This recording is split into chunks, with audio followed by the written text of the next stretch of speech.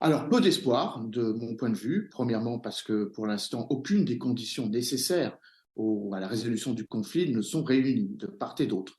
On voit bien avec la frappe qui a touché Makivka, comme vous l'avez évoqué, on parle de 63 morts du côté russe, on parle de 400 morts du côté ukrainien. Rien n'est fait pour apaiser les tensions.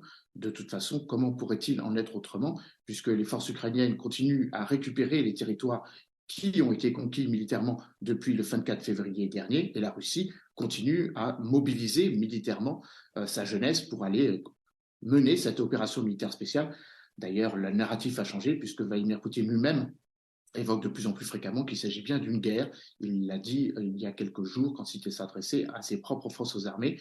On évoque évidemment la perspective lointaine, certaine, mais pas encore proche d'une résolution du conflit par la négociation. Mhm. Dimitro Kuleba, le ministre des Affaires étrangères ukrainien, a appelé de ses voeux à une conférence de paix sous l'égide de l'ONU en février.